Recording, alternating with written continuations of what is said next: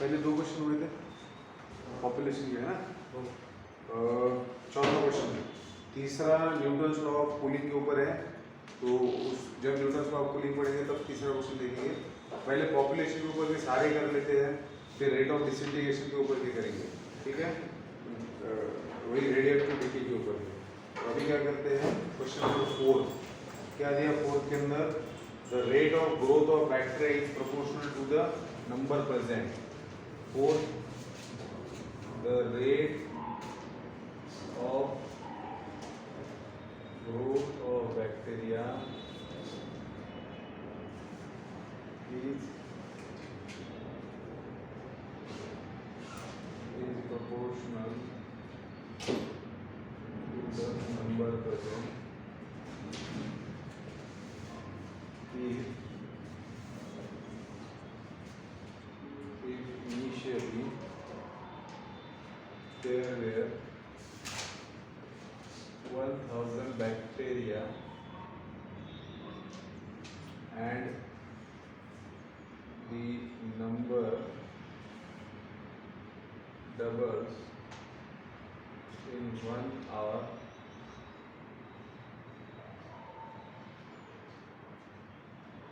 find the number of bacteria, find the number of bacteria after 2.5 years। अब question का answer √2 का value दे रखा है 1.414। क्वेश्चन का आंसर जस्ट ली लगाता। हाँ, क्वेश्चन का आंसर बोर्ड के अंदर कैसे लिखना है हमें पता है, ठीक है।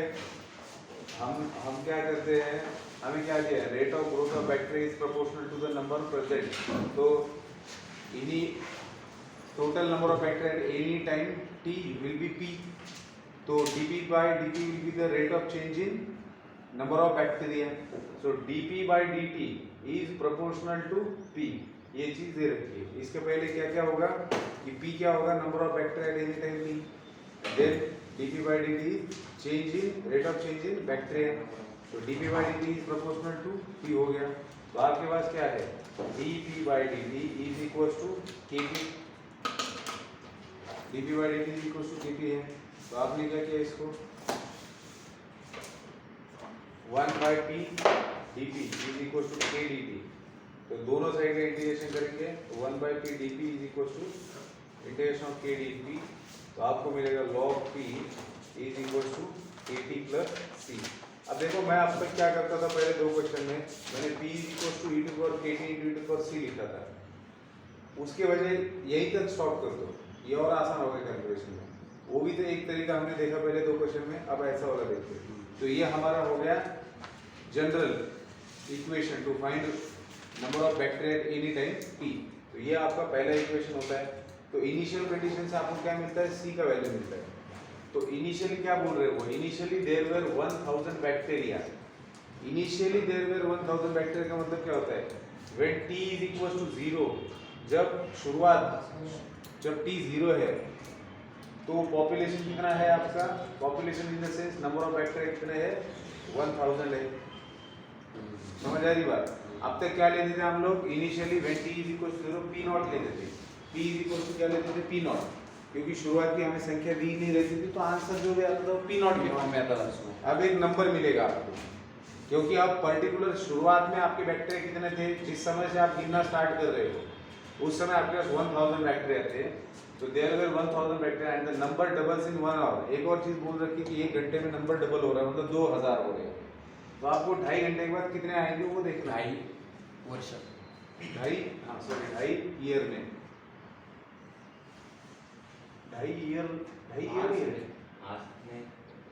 आर से वही मैंने कहा 2.5 ईयर कैसे ईयर। हाँ मैंने गलत लिखा, क्योंकि ऊपर 1 आ रहा है तो 2.5 आ रही हो गया ना, और वो तो 2.5 साल में तो बहुत भयंकर हो जाएंगे फिर वो तो। हाँ तो इनिशियल देखो, ये बहुत फिक्स्ड फॉर्मेट होता है इन क्वेश्चंस का। पहला इक्वेशन आपको मिलता है which gives you number of population at any time t, जिसके अंदर टाइम अननोन होता है, एक कांस्टेंट होता है अननोन, और p भी अननोन होता है। तो ये तो आपको दिया हुआ रहता है, मान लो कि इतने समय के बाद में पॉपुलेशन कितना होगा, तो t तो आपको मिल जाएगा। आप एक इक्वेशन और दो अननोन तो नहीं निकाल सकते, आपको पॉपुलेशन तो निकालना है, नंबर ऑफ बैक्टीरिया निकालना है। तो सी कैसे पता किया जाता है? इनिशियल कंडीशन से सी पता किया जाता है, हमेशा याद रखेंगे। सी कैसे पता किया जाता है? Initial condition. तो इनिशियली बैक्टीरिया कितने? 1000। तो when t is equal to 0 log p is equal to t is equal to 0, तो k इनटू 0 प्लस c बराबर है ना, ये 1000 हो ते जाएगा। 1000 ही होगा। तो दैट इज सी का वैल्यू कितना आएगा आपको? log 1000 आ जाएगा। तो सी का वैल्यू आपने 1 के अंदर रख दिया, तो आपको क्या मिला? सर याचा बेस आपल्या बर्जीवर असतो का? बेस तो ई असतो ना, बेस मेन्शन नसतो, ई असतो कॅल्क्युलस मध्ये, बेस नेहमीच असतो। नॉर्मल वगैरे तर मेन्शन केलेलं असतं 10 बेस असतं। मग आपण 3 लिहिलं असतं म्हणून म्हटलं नाही नाही 10 जर बेस असतात तर. नाही. तो log p is equals to, नहीं c इक्वल्स टू log 1000. तो मिल गया ना। हाँ. तो आप जनरल इक्वेशन में सी का वैल्यू रखेंगे ना, तो log p is equals to kt plus kt plus log 1000, ठीक है। तो इनिशियल कंडीशन से आपको k का वैल्यू, c का वैल्यू मिल जाता है, वो आप उसके अंदर रख देते हो, ठीक है। पहली कंडीशन में आपके इक्वेशन के अंदर c होता है, दूसरी इनिशियल कंडीशन से आपको c का वैल्यू मिल जाता है, वो आप जनरल इक्वेशन में रख देते हो, इससे नंबर 2 का इक्वेशन मिल जाता है। अब आगे क्या करते हो आप? आगे कंडीशन दी है कि नंबर डबल्स इन 1 आर, मतलब when t is equals to 1, population कितना होना है? डबल होता है। तो हमें पता है इनिशियली कितना है? इनिशियली कितना है? 1000 है। तो 1 घंटे में कितना हो जाएगा? 2000 हो जाएगा। यस. तो इक्वेशन 2 के अंदर क्या दिख रहा है आपको? log p is equals to kt, kt मतलब log p कितना होना है? 2000 when t is 1, that is k into 1 and plus log 1000 as it is। तो आपको क्या मिलना है? log 1000 log 2000 minus log 1000 is Log equal to 2. k, तो that is आपको मिलेगा log of 2000 divided by 1000 which is equal to k। ये तीन जीरोस कैंसिल हो जाएंगे, log 2. तो k का वैल्यू आपको मिलेगा log 2. अगेन ये k का वैल्यू इक्वेशन 2 में रखिए, तो आपको और स्पेसिफिक मिल जाएगा। क्या होगा? log p is equal to क्या मिलेगा आपको? log p is equal to k मतलब log 2 kt log 2 t times log 2, t times log 1000 plus plus log 1000. 1000। अब ये और सुलझा हुआ इक्वेशन आया आपके पास नंबर 3। इसके अंदर क्या है? बस दो ही अननोन है, पॉपुलेशन निकालो, टाइम दिया है, या पॉपुलेशन दिया है, टाइम निकालो। अब यहाँ क्या दिया है? 2.5 घंटे बाद कितना पॉपुलेशन होगा ये निकालना है। So here we have to find when t is equals to 2.5 hours. अब 2.5 को क्या लिख सकते हो? 5/2। 5/2. 5/2 लिख लो और आसान होगा। तो log p is equals to 5/2 into log 2 plus log 1000, ठीक है। log 1000 ची व्हॅल्यू कशी घ्यायची? 5/2 ला इकडे पाठवून देऊ, लॉगमध्ये मल्टिप्लिकेशन करून देऊ, लॉग कॅन्सल होऊन जाईल, किंवा पीच्या याच्या 2च्या आता पॉवर पण टाका बरं का. 2च्या पॉवर पण पाठवून दिलं तरी चालेल. इसको पावर में ले जाते हैं ना, हा चालतं. तो 2/5/2 का क्या मतलब होता है? 2 चा रूट त्याची पॉवर 5 म्हणजे √2 * √2 * √2 * √2 √2 32 नाही 32 नाही येणार. 2 अरे ये क्या होता है? ये होता है √2⁵ हा हाँ. 4√2 तो √2 into √2 बनेगा 2, 2 फिर √2 into √2 4 बनेगा √2 2, 2 into 2 4, तो 4√2 आएगा ये, ठीक है। प्लस ये log 1000 और ये log p, तो आपको क्या मिलना है? p/1000। अच्छा इसको ऐसे लिखता हूँ, log of p/1000, ठीक है। ये इधर आएगा, सर काय ना लॉग पूर्ण हे करून टाकलं असतं ना मग. मग तेच करताय सर. हो गया ना। ये क्या 4√2 ते जर इकडे जरी पाठवलं नसतं, त्या दोघांचं मल्टिप्लिकेशन केलं असतं आपण, ऐसे भी चल जाता है। 4√2 into 1000 आ गया होता तो सीधा p का वैल्यू मिल जाता है, हा वही ठीक है। तो log p is equals to log of 4√2 into 1000, ठीक है। तो दोनों तरफ लॉग लॉग है, इक्वल है ना, तो p is equal to 4 times √2 into 1000। तो ये आपको 4 into 1.414 √2 का वैल्यू दिया है उन्होंने 1.414 इंटू 1000। जीरो नो कैंसिल हो जाएगी। तो ये 3 से आगे सरकेगा क्योंकि 1000 से मल्टीप्लाई किया, 1414। तो 16 4 के 4 5 4 16 4 के 4 तो 5656 number of bacteria will be there, ठीक है। लिख लो, तो मैं अगला क्वेश्चन लिखता हूँ। सर ते कालचं तू म्हणले होते मी लॉग टेबल ना सांगतो। लॉग टेबल का अभी रहने से अभी खत्म करते हैं, फिर देखते हैं, क्योंकि उतनी ज़्यादा ज़रूरत आएगी नहीं कहीं पर। वो कैलकुलेशन ऐसा है, आप लॉग टेबल से ज़्यादा समय लगेगा, आप उससे कम समय में इधर कर सकते हो। नहीं, कैलकुलेटर नहीं। नहीं लॉग टेबल राहतो मात्र। सर तरी पण सांगा आम्हाला कधी कधी बाद में बता दूंगा मैं, वो कोई दिक्कत वाली बात नहीं है, बताना है बाद में। थर्ड बाकी हाँ थर्ड बाकी है ना। अभी हम लोग क्या कर रहे हैं, सेम टाइप वाले सिर्फ पॉपुलेशन वाले अभी सॉल्व कर रहे हैं, फिर उसके बाद डिसइंटीग्रेशन वाले करेंगे, रेडियो एक्टिव डीके, फिर न्यूटन्स लॉ ऑफ कूलिंग और फिर सरफेस एरिया और वॉल्यूम वाले करेंगे, है ना। तो 7 नंबर का भी क्वेश्चन लेते हैं। आप लोग ये लिख लीजिए,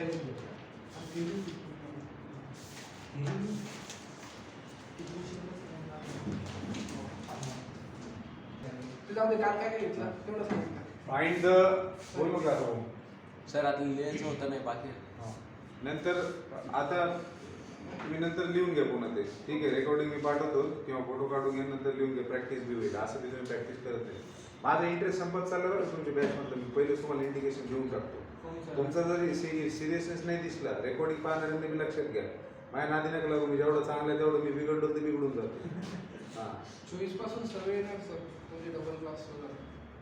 नाही ते ठीक आहे, मी त्याच्याबद्दल नाही म्हणत आहे, पण मला ते थोडंसं सिरियसनेस दिसायला पाहिजे टेस्टच्या माध्यमातून वगैरे, ठीक आहे। जसं तुम्हाला एवढ्या सगळ्या गोष्टी केल्या जातात, नाही तर मग तुम्हाला ते माजुर्डे मनोज सारखेच लोक पाहिजे, ते तुमच्या ढुंगणावरती सटाकन लाद देऊन पळून जातील। तुम्हाला जर एवढं सगळं घेऊन जर तुम्ही अभ्यास नसताना करू शकत तर मग काय फायदा आहे। तिकडं मायबाप परेशान, इकडं आम्ही परेशान, जाऊ दे ना, प्रोफेशनल राहत ना, मग सिलेबस संपवून टाकू, 2-4 टेस्ट घेतो, तुमचा आपला विषय संपला। त्याला मी पर्यंत वाट पाहिजे, काय करायचं, तर तसं करू नका, ठीक आहे।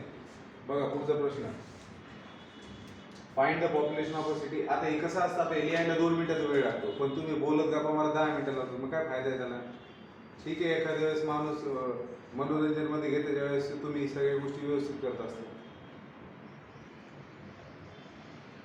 Find the population of a city at any time t। आपको किसी भी टाइम पर पॉपुलेशन निकालना चाहिए, given that the rate of increase of population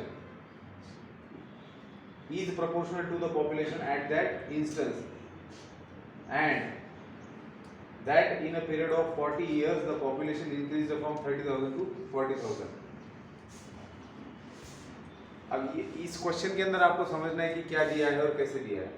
अब शुरुआत में तो बात रहेगी कि पॉपुलेशन की बात की जा रही है कि सिटी है एक, उसके उस सिटी का पॉपुलेशन आपको निकालना है एट एनी टाइम t निकालना है, given that the rate of increase of population is proportional to the population at that instant, and that in a period of 40 years the population increased from 30,000 to 40,000। कौन बताएगा इसके अंदर कि initially population कितना था आपका, कंडीशंस क्या क्या दिया है। देखिए एट एनी इंस्टेंट पॉपुलेशन आपका p है, एट एनी इंस्टेंट पॉपुलेशन क्या है आपका p। तो चेंज इन पॉपुलेशन क्या हो जाएगा, dp बाय dt। तो dp बाय dt हो जाएगा which is directly proportional to p। तो dp बाय dt क्या हो जाएगा, kp। तो dp by p is equal to k dt। तो integration of dp by p is equal to integration of k dt। तो आपको मिलेगा log p is equal to kt plus c। ये तो हमारा जनरल है। ये क्या दे रहा है आपको, population of that city at any instant.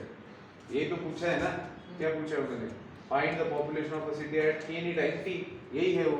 हाँ। लेकिन क्या ये फाइनल आंसर हो सकता है? नहीं। नहीं, क्यों नहीं हो सकता? क्योंकि उन्होंने कुछ कंडीशन दिया है जिसका इस्तेमाल करके आप सी का वैल्यू और के का वैल्यू निकाल सकते हो। मतलब आपको क्या चाहिए? Population of town eight any time T चाहिए। आ रही बात समझ में? हाँ सर। वो क्या हो सकता है?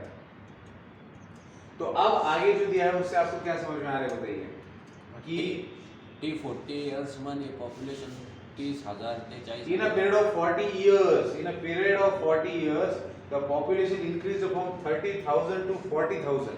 क्या समझ में आता है इससे? 40 का 30,000 ते 40,000 त्याची population वाढली। ठीक है, लेकिन समझ में क्या आ रहा है इससे? कंडीशन का कैसे इस्तेमाल करें? t equals to 0 हाँ, वर population 30,000 आणि t equals to 40 were 40,000। Initially when t is equals to 0 हे बघा 30,000 वरून 40,000 झाली, म्हणजे तुम्ही जेव्हापासून मोजायचं ठरवलं ती इनिशियल झाली, जेव्हा टाइम तुमचा 0 असणार आहे तेव्हा पॉप्युलेशन 30,000 आहे। कळतंय का? सो when t is equals to 0 population कितना है आपका? p कितना है? 30,000 है। ठीक है, 30,000 है। तो आपने क्या किया? ये आपका इक्वेशन 1 था। सो t is equals to 0 तो c क्या हो गया? log of 30,000 हो गया। तो therefore equation 1 becomes equation 1 क्या हो गया? log p is equals to kt plus log 30,000। अब आप इसको इधर ले जाके ऐसे भी लिख सकते हो log of p by 30,000 which is equals to kt। ये आपका सेकंड इक्वेशन हो गया। अब दूसरा कंडीशन क्या है कि जब 40 साल हुए, शुरुआत में पॉपुलेशन कितना था? 30,000, तो उसको हम बोलते हैं कि when t is 0। अब हम t 0 क्यों बोलेंगे? हम क्योंकि हम वहां से आगे का देखने वाले हैं ना, तो इसलिए t 0 है। ऐसे नहीं होता कि समय शून्य पर पॉपुलेशन 30,000 है, ये क्या बात होगी? तो जब t कितना होगा? 40 साल 40 साल, तो when t is equals to 40 years population कितना हो रहा है आपका? 40,000 हो रहा है। तो therefore log of 40,000 by 30,000 log 40,000 is equals to by 30,000 log से खाली 40,000 से खाली 40,000 by 30,000 ना। log पीछे जाके 40 तुम्ही सेकंड इक्वेशन मध्ये 40 by 30 हां 40k which is equals to 40k k into 40k। तो ये क्या हो जाएगा? 1 2 3 4 1 2 3 4 दैट इज आपको मिल रहा है log 4 by 3 1 by 40 log 4 by 3 is equals to k। तो ये जो k का वैल्यू आपको मिला है, इस k के वैल्यू को हम लोग रखेंगे इक्वेशन नंबर 2 में। तो देयरफॉर इक्वेशन 2 इक्वेशन 2 कैसे बन रहा है आपका? सर इक्वेशन 1 k का वैल्यू रखना है ना इसके अंदर, उधर तो पॉपुलेशन एट एनी टाइम मिल जाएगा। हाँ तो k का वैल्यू क्या है आपका? तो log p by p by 30,000 is equals to 1 by 40 log 4 by 3 1 by 40 log 4 by 3 4 by 3 into time 40 t हो जाएगा ना, t की जगह रख सकते हैं। हाँ T40 लेने सर t40 होगा ना हाँ, T40 ले लेना तो नीचे का 40 भी कट हो जाएगा। टी कोण 40 घ्यायचं? t क्यों 40 लेंगे? नहीं बरोबर आपल्याला जनरल इक्वेशन आप काढायची समझ लो बात को, सेकंड कंडीशन से आपको k का वैल्यू मिल रहा है। आपको क्या फाइंड आउट करना है? आपको population at any time t find out करना है। मतलब पॉपुलेशन इन टर्म्स ऑफ सिर्फ t आना चाहिए, बाकी सारे कांस्टेंट आपने भर दिए, ये उसका मतलब होता है। तो पहले कंडीशन से आपने c कांस्टेंट निकाल दिया, दूसरे कंडीशन से k निकाल दिया, आप पूरा इक्वेशन बन गया सिर्फ p और t के अंदर। तो पॉपुलेशन एट एनी टाइम आपको मिल गया। तो यहाँ पर आपको मिलेगा log of p by 30,000 is equals to log 4 by 3 to the power T ये क्या है? नाही सॉरी 1/40 1 by 40 into t। ठीक है, तो आप इसको लिख सकते हो, या तो ये इक्वेशन को ऐसे ही रखो, ठीक है, या फिर आप क्या कर सकते हो, इसको त्याला इकडे घेऊन जा LHS मध्ये. P by 30,000 equals to sir 4 by 3. ते लॉगला इकडे पाठवून दो ना आपण. हा ना, लॉगला लेफ्ट हँड लॉग साइडला को वाढ. इधर भेज देंगे और चेंज ऑफ बेस रूल इस्तेमाल करेंगे. हाँ वही तो मतलब आपके पास आएगा log of P by P by 3 by 30,000 divided by 4 by 3 raised to the power 1 by 40 is equal to T. ठीक है. सर आपण 1 by 40 बाहेरच ठेवला असतं दोन असतं. पण झालं इक्वेशन सिंपलीफाय करना असत ना. नहीं तो करेंगे नहीं इसको. नहीं 1 by अब 40 ये क्या हो गया? थोड़ा सोपं पड़ेगा. इसका बेस क्या है बेटा? E. E है ना. तो आपको क्या मिलेगा? P by 30,000 into into 3 by 4 1 by 40 काहीतरी चुकतंय सर असं काही वाटत नाही. into 4 by 3 raised to the power 1 by 40 is equal to e to the power t. तो p क्या मिलेगा आपको? 30,000 into 4 by 3 raised to the power 1 by 40 into e to the power t. तो ये आ गया आपका population at any time t. नाही इथं काहीतरी दुसरं दिलंय.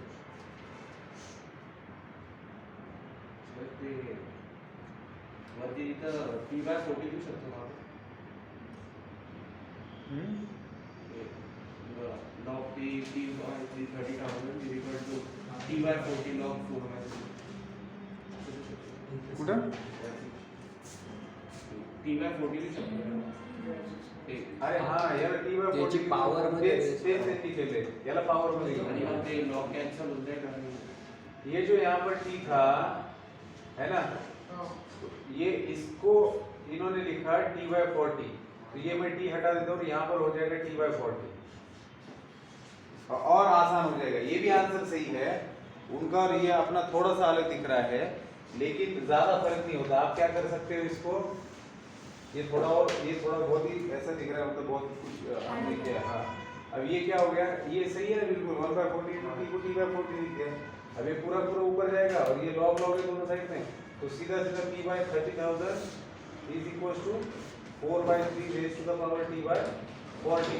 तो therefore p is equals to क्या आ जाएगा 30,000 into 4 by 3 raised to the power t by 40. 4 by 9 में सर 4/9 आहे 3,000 आहे. 30,000 नाही. 30,000 पण कॅन्सल. रिटर्न होती आपली. Answer in the text. नहीं नहीं ये सही है. Answer in the text book is incorrect. ये बिल्कुल सही आंसर है. इसमें कुछ और हो ही नहीं सकता ना पॉसिबिलिटी. अजून डिफरेंशिएट हाँ नाही. हो गया ना, पॉपुलेशन आ गया और टाइम आ गया. हमें पॉपुलेशन फाइंड आउट करना था उस सिटी का एट एनी टाइम टी. अब आप टाइम की कोई भी डाल दो, अब आप 10 साल बाद डालो, 50,000 साल बाद डालो, सीधा इस इक्वेशन में डालो, आपको पॉपुलेशन मिल जाएगा. मतलब रेट जो पॉपुलेशन का जो बढ़ने का रेट है, जो इनिशियल पॉपुलेशन था 30,000, उसके मल्टीप्लिकेशन में ये आएगा, इस प्रोपोर्शन में वो बढ़ रहा है 4 by 3 raise to the power t by 40 वाले प्रोपोर्शन में. आ रही बात समझ में? तो सीधी सी बात है ना. आप देखो ना, आप ये जो हमने फाइंड आउट किया है, हमें अगर 40 साल बाद देखना है क्या हो रहा है पॉपुलेशन, तो t 40 रख दिया, 40 41, ये 4 by 3 बचा 3 से इसको 40 है ही ना. तो मतलब आप इस तरीके से निकाल चेक सकते हो, करायला आपण त्याच व्हॅल्यू टाकून वही वैल्यू देख सकते हो. तो हमारा इक्वेशन सही है. अगर आप मान लो 80 साल बाद देखना चाहते हो, तो t 80 डाल दिया तो 2 आ जाएगा, इसका स्क्वायर किया, इसको डिवाइड किया, आपको पॉपुलेशन मिल जाएगा. तो ये क्या है, हमें फाइंड आउट क्या करना था, population at any time t हमें निकालना था. तो क्वेश्चन को समझते जाइए कि क्वेश्चन आपको क्या दिया, उसके अंदर क्या पूछा गया है आपको. आ रही बात समझ में? और पॉपुलेशन के प्रॉब्लम, अभी ये चौथा प्रॉब्लम पॉपुलेशन का, इससे क्या समझ में आता है हमें. पॉपुलेशन के प्रॉब्लम के अंदर आपको हमेशा एक जनरल इक्वेशन मिलेगा. किसी भी एग्जांपल में देखिए एक जनरल इक्वेशन मिलेगा जिसके अंदर दो कांस्टेंट्स होंगे. पहला जो इंटीग्रेशन वाला कांस्टेंट है c, वो हटेगा इनिशियल कंडीशन से, और जो दूसरा कांस्टेंट है k, उसका वैल्यू निकलेगा एक और कंडीशन दी है उससे, और जो तीसरी कंडीशन दी हुई रहेगी उसके अंदर या तो टाइम दिया हुआ रहेगा, पॉपुलेशन निकालना होगा, या फिर पॉपुलेशन दिया हुआ रहेगा, टाइम निकालना होगा. सारे एग्जांपल्स में आपको यही पैटर्न फॉलो करना है. देखिए इस क्वेश्चन में क्या हुआ था, जनरल इक्वेशन है के और सी के अंदर सी कांस्टेंट कैसे निकाला, इनिशियल कंडीशन से सी का वैल्यू निकाला, इसके अंदर रख दिया। फिर इस इक्वेशन में सिर्फ एक कांस्टेंट बचा के, ये कैसे आपने निकाला, एक और कंडीशन दिया था उसका इस्तेमाल किया, के का वैल्यू निकाला, के का वैल्यू इसके अंदर डाला, आपको परफेक्ट इक्वेशन मिल गया सिर्फ पी और टी के फॉर्म में। अब तीसरे कंडीशन में टी दिया हुआ है और टी निकालना है कि 2.5 साल के बाद में पॉपुलेशन कितना बनेगा। आई बात समझ में? हाँ सर। फोटो निकाल लीजिए। तुम्ही तोपर्यंत क्वेश्चन द्या.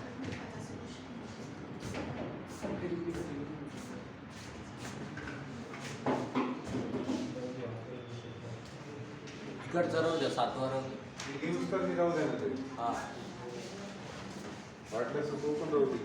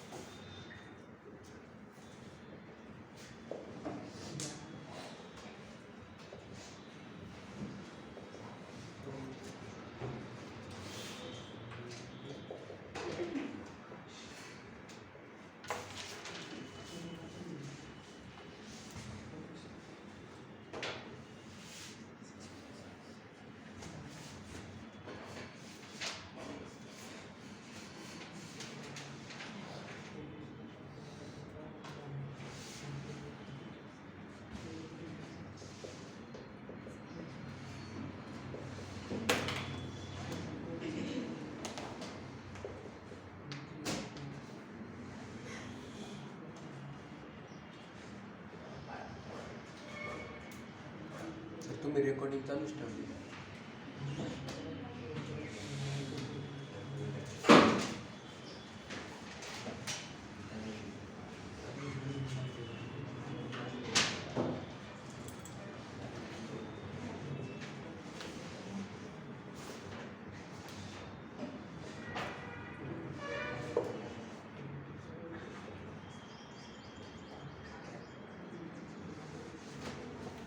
इसके अंदर ई का वैल्यू दे रखा है 2.7182. क्या है क्वेश्चन नंबर 11 के अंदर समझते हैं. सबसे पहले तो बोल रहे हैं कि the rate of growth of population of the city at any time is proportional to the size of population. ये तो यहाँ तक जो लिखा हुआ है ये क्या है, जनरल है कि dp by dt is proportional to population at any time t. अब फॉर ए सर्टेन, इसका तो आपको पता है आगे क्या क्या करना होता है. dp by p is equals to k dt. मतलब ये क्या बन जाता है, log p is equals to kt plus c. तो ये आपका पहला इक्वेशन होता है जिसके अंदर दो कांस्टेंट्स होते हैं, एक इंटीग्रेशन का वाला कांस्टेंट होता है और एक k वाला होता है. त्यांना के दिला आहे. ठीक है. हाँ, तो उन्होंने क्या बोला है, फॉर ए, एक प्रोपोर्शनलिटी कांस्टेंट होता है. For a certain city it is found, for a certain city it is found that the constant of proportionality is 0.4. तो जिस proportion में आपका population grow हो रहा है तो constant of proportionality क्या दे रखा है, 0.04. तो k का वैल्यू आपको पता है, here k is equals to क्या है, 0.04. अब हमेशा क्या होता था, k का वैल्यू कैसे निकलता था, सेकंड कंडीशन से k का वैल्यू निकलता था. दिख रहा है यहाँ पर, सेकंड कंडीशन का इस्तेमाल किया तो k का वैल्यू आपको मिल गया. तो यहाँ क्या किया है, k का वैल्यू खुद दे रखा है. k का वैल्यू कितना दिया है, 0.04. क्या बोल रहे हैं, find the population of a city after 25 years. तो k का वैल्यू इसके अंदर रखते हैं तो क्या मिलेगा, log p is equal to 0.04 into t. Plus C, ये इक्वेशन 2 हो गया। बोल रहे find the population of the city after 25 years if the initial population is 10,000। बहुत क्लियर कट है। सी का वैल्यू निकालना है तो when T is equal to 0, initially population क्या था, when T is equal to 0 10,000 equals P is equal to 10,000 था। तो आपके पास है log of 10,000 which is equal to 0.04 into 0 plus C. तो सी कितना हुआ आपका, log ऑफ 10,000 हो गया। तो ये जो सी का वैल्यू है इक्वेशन 2 में लिखकर इक्वेशन 3 ऑप्टेन कर लेते हैं। log p is equal to 0.04 into T plus log 10,000। ये होगा आपका इक्वेशन नंबर 3। ठीक है, तो इक्वेशन 2, इक्वेशन 1 और इक्वेशन 3 आ चुके हैं। अब निकलते हैं मंजिल की तरफ। क्या पूछा है, क्या फाइंड आउट करना है।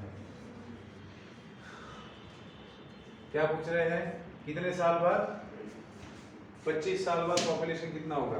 तो when t is equal to 25, what is the population.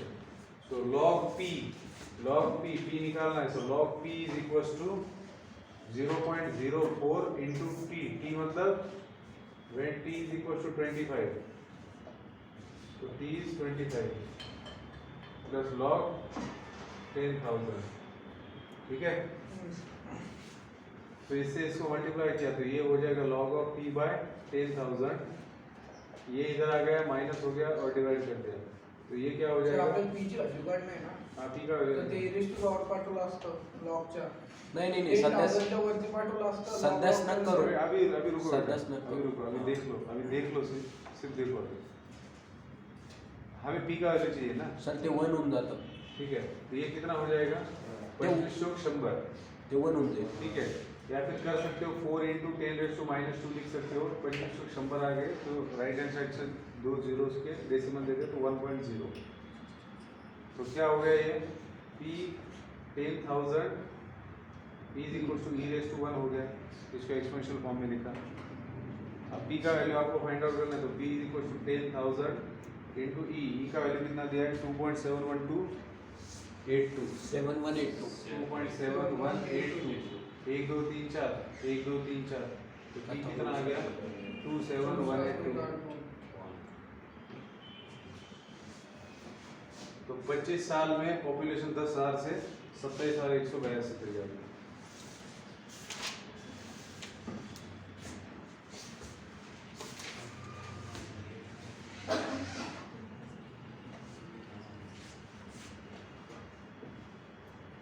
लिख लो जब तक मैं second question next question.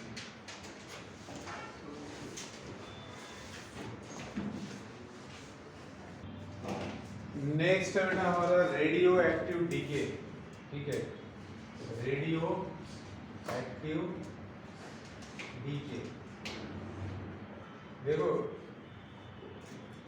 Radio active substance होता है लाइक यूरेनियम, जो मुझे पता है, जिसको जो अपने आप समय के साथ में जिसका मास घटता जाता है, डिसइंटीग्रेशन होते जाता है उसके मास का।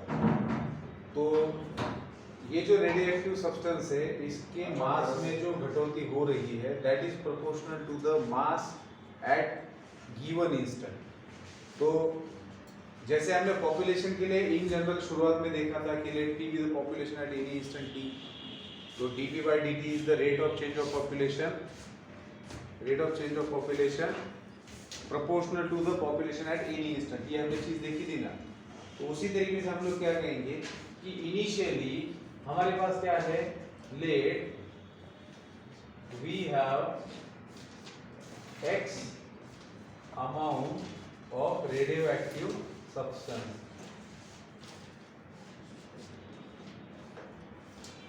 x अमाउंट मतलब मास की बात हो रही है। ठीक है, x amount of radio active substance. So change in radio active substance will be with respect to time. जैसे जैसे टाइम बढ़ता जाएगा सब्सटेंस कम होता जाएगा, डिके होता जाएगा, डिसइंटीग्रेशन होता जाएगा उसका। So rate of change in mass is proportional change in mass, that is dx by dt is proportional to the mass at that instant. जैसे rate of change in population is proportional to the population at that instant हम लोग लिखते थे, तो therefore dx by dt क्या हो गया हमारे लिए, proportional to x, where x हमने क्या नोटेशन दिया, किसके लिए दिया x notation, mass of the radioactive substance दिया है। तो हमारे पास क्या रहेगा, प्रोपोर्शनलिटी का साइन हटा दूंगा तो dx by dt is equals to minus kx। अब यहाँ पर दो चीजें याद रखनी है। पहली तो चीज where k is constant of proportionality and it must be greater than 0, positive होता है, पहली बात। दूसरी बात, negative sign indicates that mass is decreasing। यहाँ नेगेटिव मैथमेटिकल साइन नहीं है, this is a notation purpose. ये नोटेशन के लिए यूज किया है नेगेटिव साइन, कि आपका मास कम हो रहा है, वो उससे समझ में आ रहा है। उन्होंने प्रोपोर्शन डायरेक्ट लिया है, आप समझिए, टाइम बढ़ते जा रहा है और मास कम हो रहा है, एक्चुअल में इनवर्स प्रोपोर्शन है, लेकिन हम लोग ले कैसा रहे हैं उसको, प्रोपोर्शन में ले रहे, सीधे प्रोपोर्शन में ले रहे, that dx by dt is in proportion with x। ठीक है, अगर नहीं समझ में आ रहा है तो ज्यादा दिमाग पे जोर मत देना, सिर्फ प्रोसेस याद रखना। ठीक है, हाँ, प्रोसेस क्या है, जैसे dp by dt is proportional to p था, तो dx by dt is proportional to x है, तो dx by dt प्रोपोर्शनलिटी का साइन हटा के हमने क्या कर दिया, माइनस kx कर दिया। नेगेटिव साइन क्या है, इंडिकेट करता है that mass is decreasing, decrease हो रहा है। इस बात को जैसे एक्सेलरेशन होता है, रिटार्डेशन होता है कि नहीं, हाँ, इसके अंदर, तो नेगेटिव साइन से डिनोट करते हो कि नहीं आप, है ना, हाँ, तो dx by dt is equal to minus kx हो गया। अब इसको क्या करेंगे, वेरिएबल सेपरेबल करेंगे, तो 1 by x dx हो गया और माइनस k dt हो गया। तो इंटीग्रेटिंग ऑन बोथ साइड्स,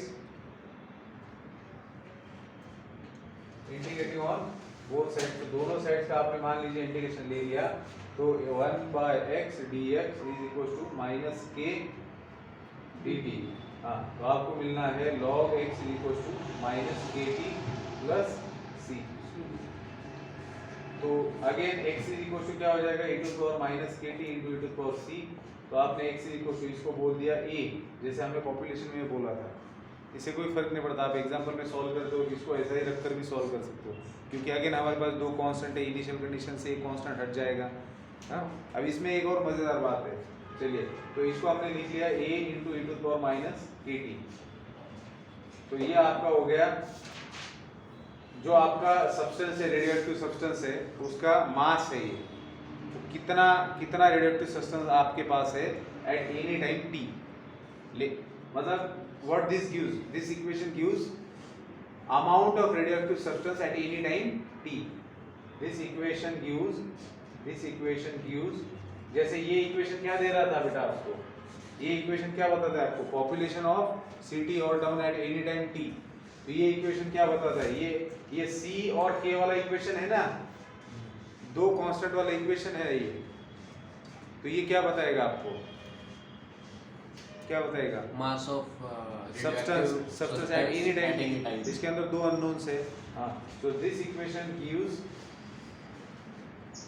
या फिर बोल सकते हो this equation tells us mass of radio active substance eight any time. और ये सबसे महत्वपूर्ण बात है, एट एनी टाइम, ये सबसे महत्वपूर्ण बात है। क्या महत्वपूर्ण बात है, हाँ? कि आपका जो इक्वेशन मिलता है जनरल, वो क्या होता है, जैसे पॉपुलेशन में मिला था, वो population of town, city, bacteria at any time T मिलता है, जिसके अंदर दो कांस्टेंट होते हैं। जो कांस्टेंट ऑफ इंटीग्रेशन होता है वो हट जाता है इनिशियल कंडीशन से, उसका वैल्यू निकल जाता है। फिर एक कंडीशन दी जाती है जिससे प्रोपोर्शनलिटी कांस्टेंट की वैल्यू निकल जाती है। अब फिर एक कंडीशन होता है जिसके अंदर पूछा जाता है आपको कि पॉपुलेशन कितना हो रहा है, और यहाँ पूछा जाएगा मास कितना बचेगा इतने समय के बाद में। तो यहाँ एक और मजेदार बात ये है कि जब t 0 रहेगा आपका, मतलब आप जैसे अगर मान लो इनिशियल पॉपुलेशन आपको नहीं दिया है, शुरुआत का पॉपुलेशन नहीं दिया है, तो शुरुआत के दो एग्जांपल में हमने देखा था पॉपुलेशन की कि when t is equal to 0, जब आपका t 0 है तब आप पॉपुलेशन क्या ले रहे हो, p0 ले रहे हो। उसी तरीके से when your t is equal to 0, मतलब जहां से आपको देखना है कि डिसइंटीग्रेशन कितना हो रहा है, तो आप क्या बोल सकते हो कि when t is equal to 0, x is equal to x0 बोल दिया। तो जब t 0 है तब x x0 है, तो आप यहाँ पर क्या लिख सकते हो, x0 is equal to t 0 है, तो ये आपको मिल गया a का वैल्यू। तो इससे क्या समझ में आता है आपको, इससे ये समझ में आता है कि इनिशियल कंडीशन से आप c का वैल्यू निकाल पाते हो a का। अब ये इक्वेशन 1 है, अब ये वैल्यू इसके अंदर रखने के बाद इक्वेशन 1 बिकम्स, इक्वेशन 1 क्या मिलता है आपको, x is equal to a का वैल्यू लिखा आपने x0, a is equal to e to the power minus kt, यहाँ पर वो रुक जाते हैं। तो वो इन जनरली आपको क्या बताने की कोशिश कर रहे हैं कि जब आप इनिशियल कंडीशन का इस्तेमाल करते हो आपको कांस्टेंट ऑफ इंटीग्रेशन का वैल्यू मिल जाता है, मतलब सेकंड नंबर का इक्वेशन मिल रहा है। और इसके अंदर का k का वैल्यू आप कैसे निकालेंगे, जो क्वेश्चन के अंदर आपको सिचुएशन दिया हुआ रहेगा कि भैया फलाने टाइम बाद इतना इतना मास बचा हुआ रहेगा, तो k का वैल्यू मिल गया, तो फिर इतने टाइम बाद कितना मास बचेगा वो आप फाइंड आउट करोगे। तो हर एप्लीकेशन के प्रॉब्लम के अंदर क्या समझ में आया आपको, एक फॉर्मेट है।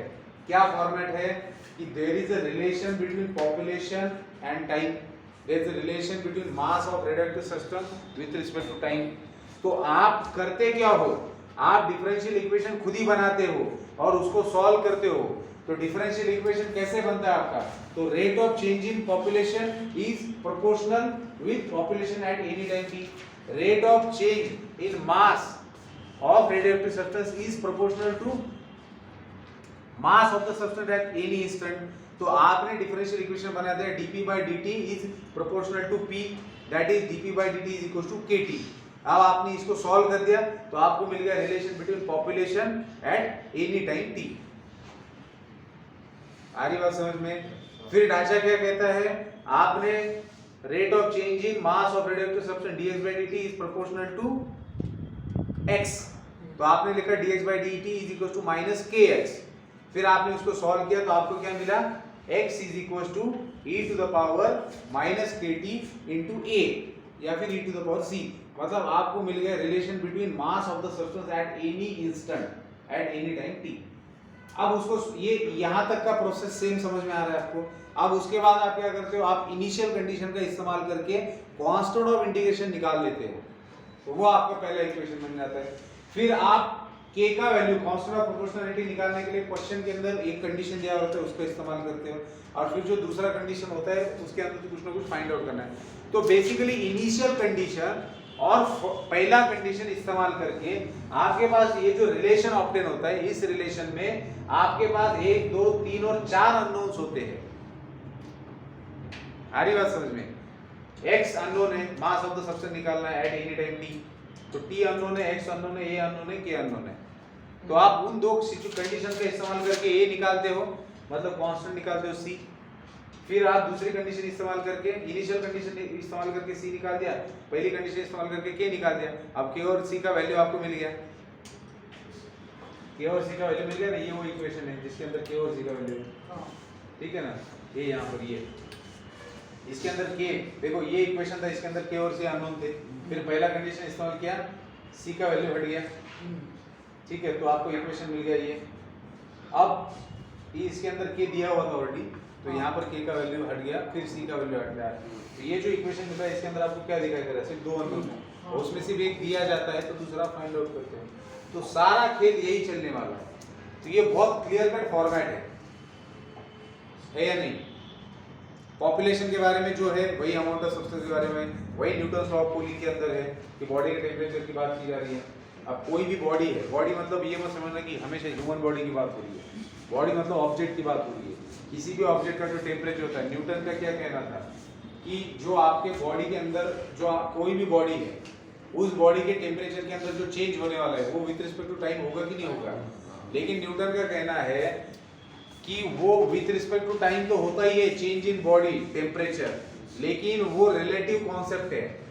न्यूटन का कहना है कि किसी बॉडी का टेम्परेचर थीटा है एट एनी टाइम t, तो change in this temperature that is d theta by dt is proportional to temperature at that time.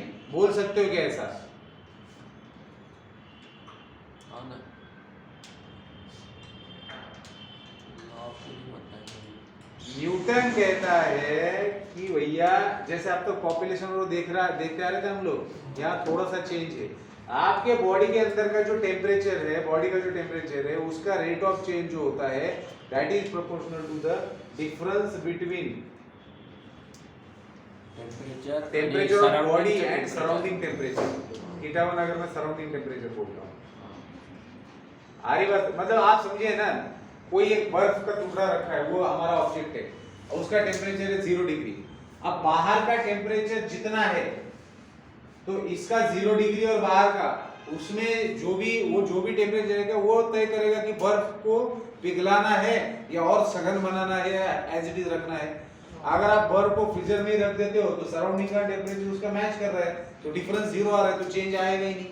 लेकिन उसको अगर आप खुली हवा में ऐसे रख देते हो इस एटमॉस्फेरिक प्रेशर के अंदर, प्रेशर टेम्परेचर, जैसे अभी मान लो कि 25 डिग्री टेम्परेचर लग रहा है, 30 है मान लो, तो डिफरेंस कितना आया? बॉडी का टेम्परेचर है 0 और बाहर का टेम्परेचर 30, तो 30 डिफरेंस आया। तो उस हिसाब से उस प्रोपोर्शन में बर्फ पिघलना शुरू हो जाएगा। अगर टेम्परेचर का डिफरेंस 2 है, 2 डिग्री पर ही है, कम है डिफरेंस, और बर्फ पिघलना, जैसे फ्रीजर से निकाल के फ्रीज में रख दिया है तो बर्फ पिघलने में टाइम लगेगा। आइसक्रीम होता ही है ना, आइसक्रीम तो सगळे जिव्हाळ्याचा विषय आता। आइसक्रीम आप अगर बाहर रखते हो तो आप पूरी दुनिया भूल जाते हो, उसको पिघलने से पहले पेट के अंदर पहुंचा देते हो, क्योंकि आपको अगर फिर पिघलेगा तो कोई मतलब नहीं आएगा। तो वो आपके उस समय दिमाग में न्यूटन्स लॉ ऑफ कूलिंग नहीं होता कि अब आइसक्रीम का टेम्परेचर इतना है, हाँ वो होता है आपके दीवार, गर्मी बहुत है, बहुत जल्दी जल्दी पिघल रहा है, खाच खाच खाच सब तरफ से निकाल लो अंदर, होता ही नहीं। जैसे फैमिली पैक आया है घर में, अब डिस्ट्रीब्यूट हो चुका है भाई, वो हमारा ध्यान होता है किसको कितना जा रहा है वो पोर्शन, है ना। लेकिन वो जाने के बाद में सबकी कसरत यही लगी हुई रहती है कि भैया ये जब तक सॉलिड है तब तक खाया जाए, क्योंकि जब वो पिघल जाता है तो जैसे it is just like a face, like a structure. तो फेस कई लोगों को अच्छा लगता है, मुझे बड़ा घटिया लगता है।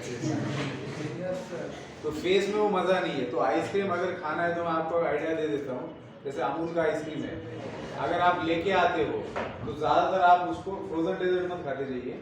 अमूल ने केस कर दिया था बाकी कंपनी के ऊपर, क्योंकि वो फ्रोजन डेजर्ट को भी आइसक्रीम बोल के चला रहे थे, तो उसमें अमूल का घाटा हो रहा था।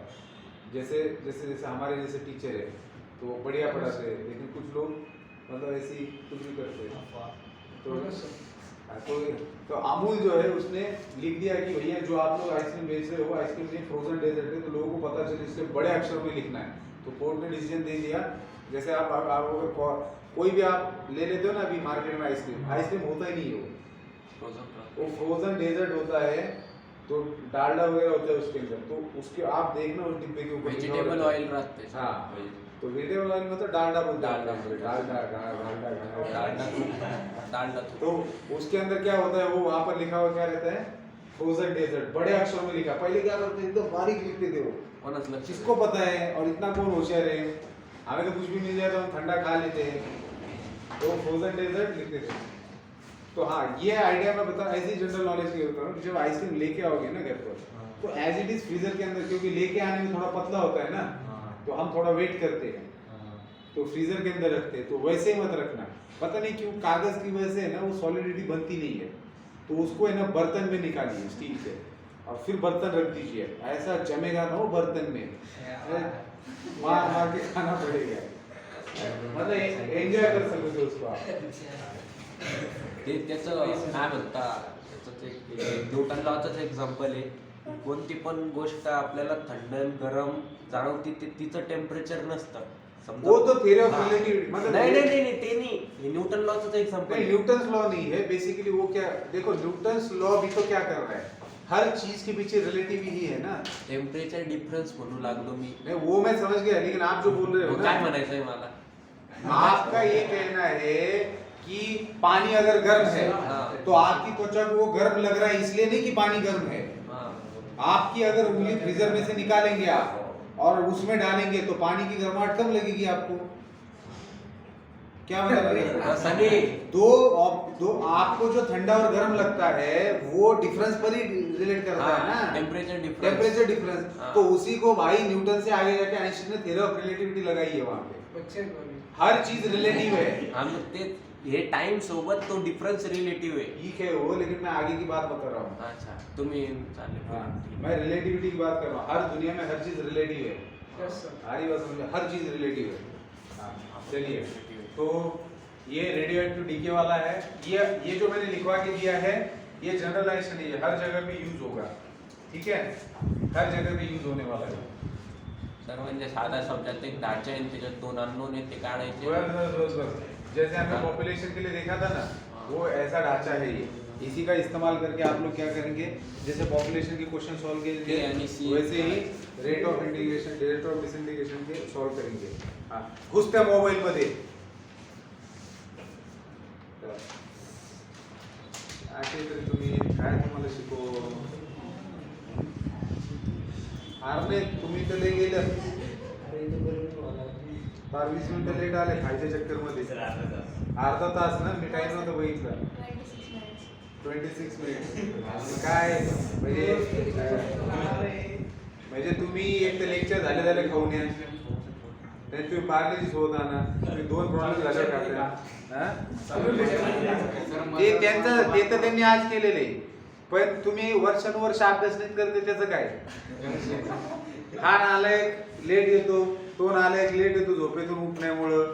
हा, तुम्हाला लाज वाटायला पाहिजे। मी तुम्हाला शिकवत असताना तुम्हाला मी सांगतो की हे आपलं झालेलं आहे, लगेच जाऊन तुम्ही बिझनेस एक्सरसाइज सॉल्व करा। किती मूर्ख आहे तरी तुम्ही, तुम्हाला एवढी चांगली ऑपॉर्च्युनिटी भेटलेली आहे। मला फक्त तुमच्या बॅच मध्ये मला जे आयडियल स्टुडंट वाटते ते फक्त आरहंत पुणकर वाटते।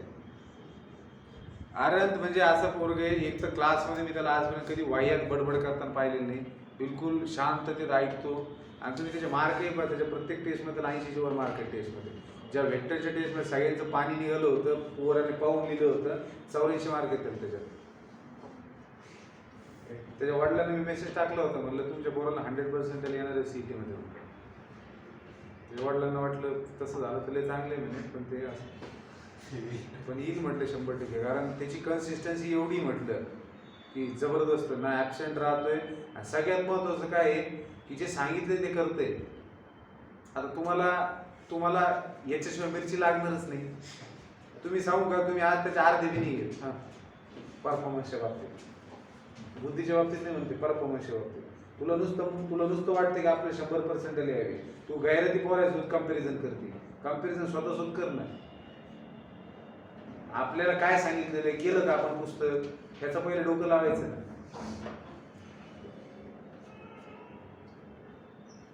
तुम्हाला एक साधी गोष्ट मी सांगितली, टेक्स्ट बुक करायचं। प्रश्न विचारत राहतो घायरे तुम्ही काही इंडिपेंडेंट इंटिग्रलचं करायला काय झालं तुला, sir square whole perfect square कुठं वापर, असा राग येतो ना, मोबाईल थोडा वाटला होता मला माझा। परफेक्ट स्क्वेअर कुठं वापरायचं भाषा, अरे शिकवलंय ना, करा ना ते। केली ना मग काल सॉल्व पूर्ण। मग तुम्हाला 1000 वेळेस सांगितलं, अरे तुमचे पॅरेंट्स मला म्हणते सर मार्क कमी येले, तर म्हणलं काय करू बाबा आता, मी तर माझ्याकडून जेवढं करतोय ते तेवढं करतोय। बरं, तुमच्यामध्ये जे चेंजेस आणायचे आहेत ना ते माझ्या हातात बी नाही आहेत। आता मी हे शिकवले, आता मी तुम्हाला पॉप्युलेशन वरचे सगळे प्रॉब्लेम घेतले। आता मी तुम्हाला म्हणतोय, हा बाळांनो उद्या येताना काय करा, बिझनेस एक्सरसाइज मध्ये पॉप्युलेशन प्रॉब्लेम सॉल्व्ह करा। आतापर्यंत आपण सगळं डिफरन्शियल जेवढं बघितलं ना, सगळं बिझनेस सॉल्व्ह करा। झालं, आता मी बोललो तुम्हाला, उद्या येतात तसे तोंड घेऊन, काही सॉल्व्ह करायचं नाही, काही नाही, उठायचं आपलं 9ला, यायचं 9:30 पर्यंत आपलं।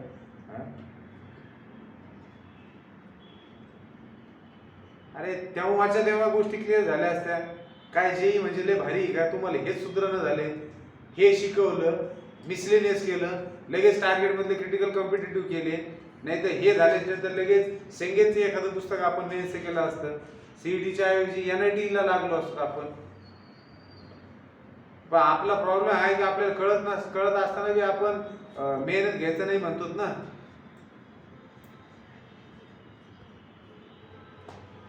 काय कुठं टोपले उचलत जायचंय तुम्हाला का काय आहे? कचून खायला भेटतंय, नाश्ता करायला भेटतंय, 4 टाइम खायला भेटतंय, मोबाईल दिले त्याच्यात रिचार्ज मारलेले, कपडे घालायला चांगले चांगले, नुसत्या टेस्ट घ्यायच्या. मी काऊन टेस्ट कॅन्सल केली संडेची? काय फायदा आहे म्हणलं यांचे घेऊन? यांचे तेच रडगाणे. तुम्हाला माहिती, तुम्ही कोणत्याही कोचिंग मध्ये जा, तुम्ही 11वीतून 12वीत गेले, त्यांचा इंटरेस्ट संपून जातो. त्यांचा इंटरेस्ट असतो तुमचे फक्त इन्स्टॉलमेंट येईपर्यंत. त्याच्यानंतर फक्त आहे ना चालवायचं म्हणून चालवते. त्यांचं लक्ष कोणावर असतं? फक्त ज्या पोरांकडून रिझल्ट काढून दुसऱ्या वर्षी आपल्याला दाखवायचे त्यांच्याकडे. माझी का धडपड चालू? तुम्ही बसलेल्यापैकी प्रत्येकाला विषय समजावून तुम्ही मेहनत करावी, तुम्ही येऊन विचारावं, तुम्ही अभ्यास करावा. मला प्रत्येक वेळेस वाटतं की मी शिकवत असताना मी त्या वेळेस तुम्हाला सांगितले की आपण ही एक्सरसाइज सोडवली तर लगेच ताबडतोब मिसने सोडा. किती वेळ लागतो रे? 5 ते 10 क्वेश्चन असते, पण ते 8 दिवसामध्ये तुम्ही 80 प्रश्न सोडून निघतात ना, आणि ते त्याच वेळेस होतेच ना. म्हणजे एकदा सॉल्विंग तुमची शिकवताना होऊ लागली. मी एक्सरसाइज मधला इच अँड एव्हरी क्वेश्चन घेतो. अरे 9वी 10वीच्या टीचरला घेणं होत नाही पुस्तकातले सगळे क्वेश्चन्स. मी 11वी 12वीचे अख्खे क्वेश्चन घेतो, अख्खे.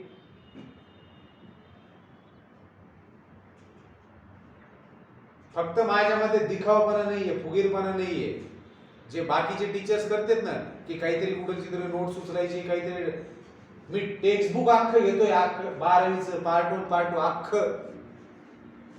आणि ते बी जर सुरुवातीला असते ना तर मिसलेनियस क्लासमध्ये डिस्कस केली असते. तुम्हाला माझं एवढं सांगणे की बाबा जा, मला अपेक्षित असतं की बाबा पोरं जातील, घरी जाऊन मिसने सोडवतील, एखादा प्रश्न आढळ दुसऱ्या दिवशी येऊन म्हणतील किंवा मला हा प्रश्न नाही जमला. मला आनंद भेटेल की चला पोरांनी घरी जाऊन ते सॉल्व्ह केलं आणि विचारतात ते नाही जमलं म्हणून.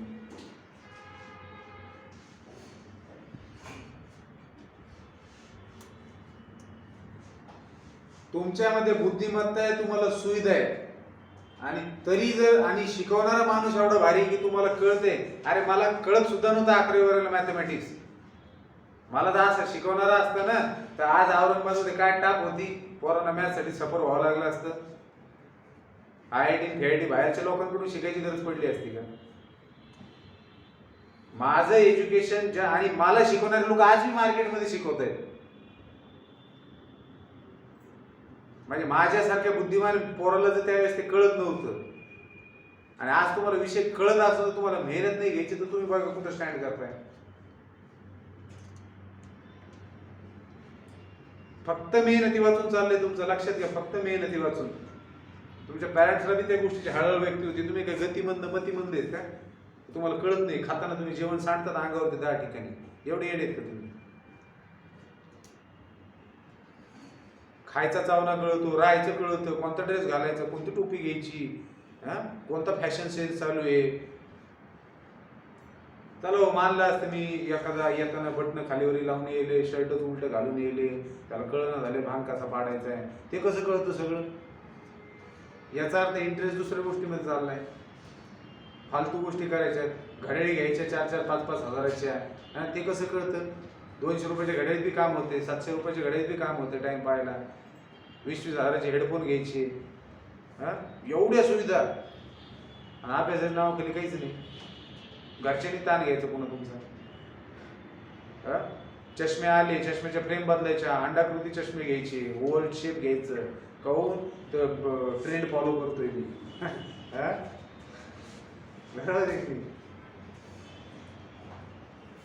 अपडेट ठेवायचं सोशल मीडियावर, कोणता मीम्स व्हायरल होतोय, काय चालू आहे कुणाचं, कोणते जोक सध्या चालू आहे, कोणता डायलॉग चालू आहे.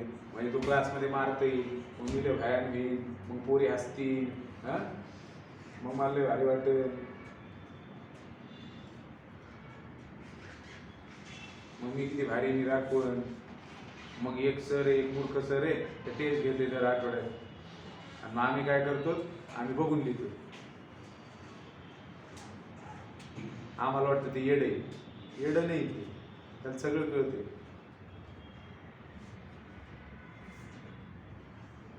स्वतःच्या रियालिटीला फेस करा. आणखी सुद्धा वेळ गेलेली नाहीये.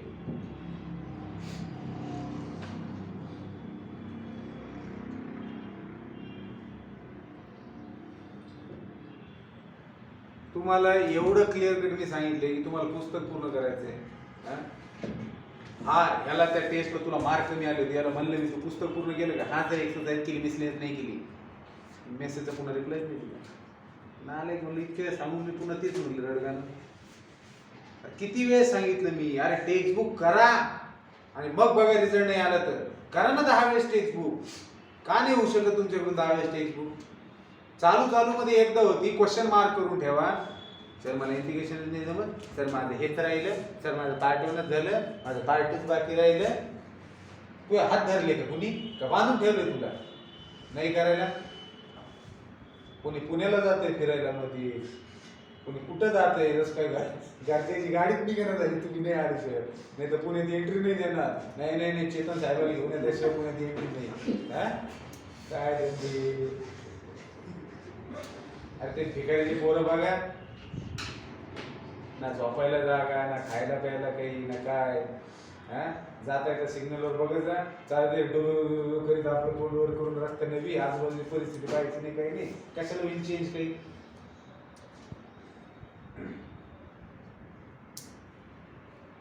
जे आहे त्याच्यासाठी धन्यवाद द्या. कितीतरी जणांचं पृथ्वीवर आज स्वप्न असेल की तुमच्यासारखं लाईफ जागावं त्यांनी, आणि निघते असे घरून लोकल वाटून काय न्यूटन आईन्स्टीनचा असतील बाबा एवढे हे बाहेर नाही, काय ते शिकायला चालले. अशा बाहेर द्यायला निघते. लोकांचे कन्फ्युजन क्रिएट होतं ना, बहुत पढ़ने वाला बच्चा है, क्यों पढ़ने वाला है, टिप टॉप होके निकला घर से. घरून निघताना हे डोक्यात नाही घेत, अरे काल ते शिकवलं होतं मी, मिसने सोडवली का? नाही ते नाही, मी आज शर्ट कोणतं घातलं, पॅन्ट कोणती घातली, फॅशन माझी बरोबर चालू आहे का? हा बॅग ही नाही पाहिजे, एवढी छोटी पाहिजे की ते स्टेटमेंट, त्याचा कलर कसा पाहिजे. अरे तुम्हाला दाखविण्यामध्ये काय नसतं एवढा. तुम्ही चालले 2, 4, 5 पुस्तक बसतील असे घ्या ना, त्याच्यात तुम्ही फुगिरी आणायची का? आता काय ठेवते त्याच्यात? आम्ही बघ घालून आणतात तुम्ही तिच्याकडे नका बघू, तिला नाही सांगायचं, मी सांगतोय सगळ्याचं. प्रत्येकाचे काही नाही काही अशा गोष्टी आहेत. काहीतरी उघड डोक्यात किडे भूम भूम भूम करायले घेण्या देण्याचे.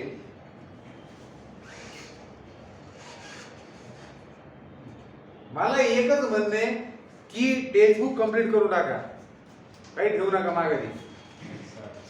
तुम्हाला मी ज्यावेळेस टेस्ट घेतोय ना, पहिला टप्पा टेस्टचा आता टेक्स्टबुक कम्प्लीट करण्याकडे लक्ष द्या. मी जर म्हणलं ह्या टॉपिकवर टेस्ट आहे, 10 वेळेस टेक्स्टबुक सॉल्व्ह करून टाका त्या टॉपिकची. बघूयात कसे किती मार्क पडते का नाही पडत मार्क. एवढं थातूर मातूर असते आपलं. सला आपल्याला एक्झाम मध्ये आठवत नाही फॉर्म्युला आपण 10 तास लावतो आठवायला, एवढं भया नाहीत आपण. कॅल्क्युलस कम्प्लीट फॉर्म्युला ओरिएंटेड आहे. तुम्हाला असे इंटिग्रेशन डेरिव्हेटिव्हचे सगळ्याचे फॉर्म्युला असे प्रॉपर्टीज खटाखट आठवलेले पाहिजेत. जेमतेम प्रश्न आहेत त्याच्यामध्ये व्हॅल्यू बदलून तुम्हाला विचारते, त्याच्यात तुम्ही स्ट्रगल करता. हा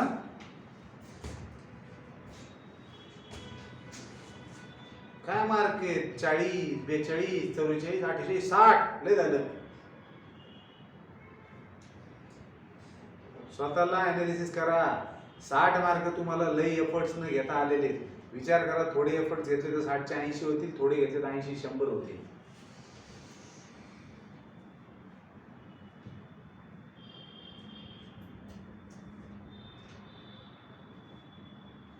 म्हणजे मला तुम्ही जर अभ्यास असं न करा तर मला तर कळत नाही भाऊ. आता पॅरेंट्सची कशी भोळी अशी असते. तुम्हाला सरस तुमची कामं लावायला पाहिजे ना. तो स्वयंपाक बनवून खाय, तुझे कपडे तू तो काही तर काही नौकर ठेवलं काय आम्हाला म्हणायचं. चांगलं झालं ना, रांगत होता बसून आता लोक एवढं धाड धिप्पड बनवलंय, मोकार हिंडत राहतो आपला. करतोय तो काम, पण नाही ती माय राबती, तुमचे कपडे धुती. एवढे गतुडे झाले 6-6 फुटाचे. तुमचे काम तुमची आई करते, तुमचा बाप तुम्हाला खाऊ घालतो. तुम्हाला एक काम दिलं अभ्यास करायचं, ते बी तुम्हाला जमत नाही. घंट्याभरामध्ये 50 वेळेस मोबाईल उघडून बघतात. हां मला कोणाचा मेसेज आला का हो तू शाहरुख खान आहे तुला दुनियाचे मेसेज येणार आहे काय गरज आहे करायची ते बसायचं आपलं 2 तास घेऊन हे एवढं एवढं कंप्लीट करत तवाच उठान म्हणायचं हां हे आपण जे असे हलक्या काळाचे लोक आहेत ना आपण इतिहासात बी काही नव्हतं माहिती का आपले मागचे बी जन्म असतील ना आपण कुठंच नसतो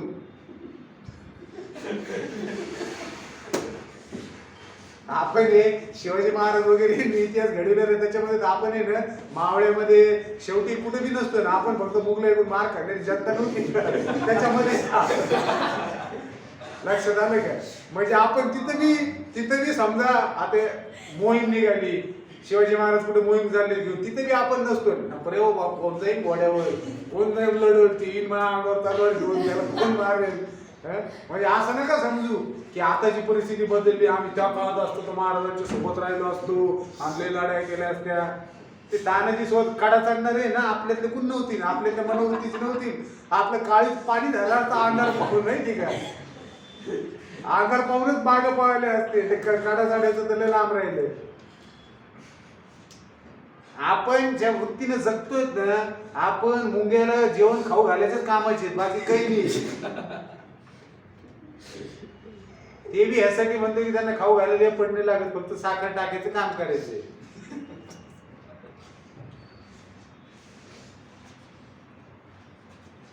विचार करा या गोष्टीचा काय काय भाऊ बघू नको माझ्याकडे तसं खाऊ बी म्हणत नाही एवढी निबर झालेली आहेत माहिती काय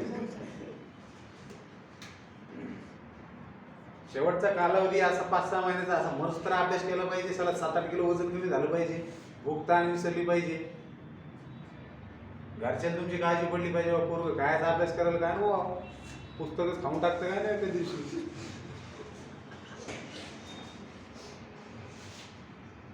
सिरियसली बोलतोय नरड सारखे बरं यांना वाटतं हे माझ्या करू लागले काय अरे येड्या खरं बोलतोय मी स्वतः तुमच्या सगळ्यांमध्ये एवढं पोटेन्शियल आहे बौद्धिक क्षमता आहे सगळ्या गोष्टी कळतायत तुम्हाला या लिहिलेल्या तुम्ही खुशाल करत नाही राव मला आश्चर्य वाटतं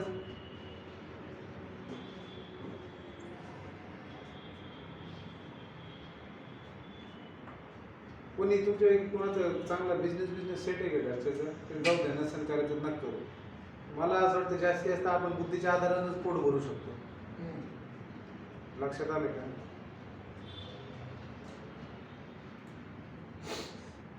मुलीने बी समजू नका ते दिवस गेले आता नवऱ्याच्यावर पोट हे भरायचे ते गुलाम म्हणून जागावं लागतं कामं धंदे करावं लागते तुमचे तुम्ही कमवले तुमचं आयुष्य तुम्हाला जगते ते उगत त्यासाठी शिकू नका की कोणतरी पोरग पाहिले BSc काय बीटेक झालेले काही नाही आज अर्धेच्या पोरीने गेले म्हणून बेकार जे भंगार क्वालिटीचे पोर आहेत काय ते बसलेत माशामध्ये ना त्याचे लग्न व्हायलेत ना काय नाही तुम्ही कुठे बी जा पेट्रोल पंपवर बी मुली आहेत पोरीने स्वतःचे टॅलेंट दाखवून दिलं पोरीनं भंगार गोष्टी नसते ना तो मा भाऊ आहे तो मा मित्र आहे त्यासाठी असं हे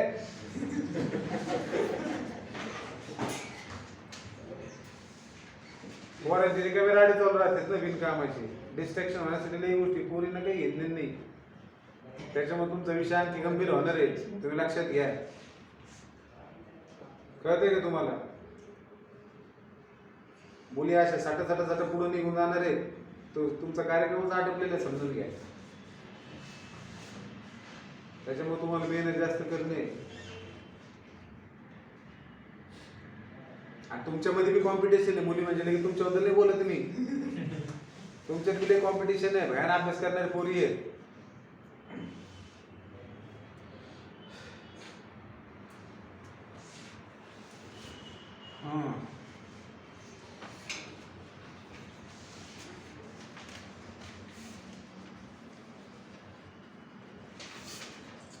पाचवा प्रश्न रेट ऑफ डिसइंटिग्रेशन बघा इथं 12वीचं वर्ष आहे आणि नातेवाईकाच्या सायकलच्या दुकानावर जाऊन बसते पोरं आणि तू माय ना तू अभ्यासाचं ह्याला टाइमपास करायचा असतं म्हणून जायचं ते नाही का ह्याच्या जीवावर दुकान उघडले का काही बावळणी बसले दुकानातले व्यवसायवाडी काय तुम्हाला तुमच्या जिम्मेदाऱ्या कळायला पाहिजेत. कुणी गावाकडे जाते लेक्चर बुडू बुडू. हा ठीक आहे हो, एखाद्या नाजूक क्षणी आपण समजू शकतो जावं लागेल, पण तुम्ही आणखी गिनतीत नाहीत रे कुणाच्या. तुम्हाला मी सांगू का, मी गिनतीत नाहीये आमच्या पाहुण्या रावळ्याच्या. त्याला काही घेणं देणं नसतं. मी आलो काय आणि गेलो काय ते समजतच नाही की तुमचा काय विषय. पण नाराज होऊन बसणार कोणी नाही नाही तो आलाच नाही, काय घेणं नाही त्यांना. आला उगं विचारते ना तुमचा मुलगा आला नाही, चल जाऊ दे. याच्या नाव एक स्वयंपाक कमी करा म्हणते, 4 पोळ्या कमी करा. काय घेणं नाही कोणाला. काय तुमचा टाइमपास करता तुम्ही. त्याच्या कार्यक्रमात जा, त्याच्या कार्यक्रमात जा, दुसऱ्या सायकल दुकानात जाऊन बसा. फॅमिली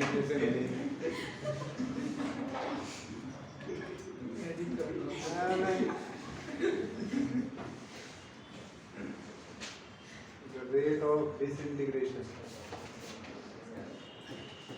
इंटिग्रेशन म्हणजे एक प्रकार नाही, डिसइंटिग्रेशन म्हणजे वेगवेगळं. Rate of disintegration of radioactive element.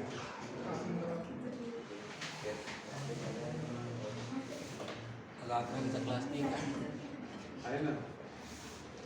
किती वाजले? 10:15. हा 10:15. 10-15 झाले.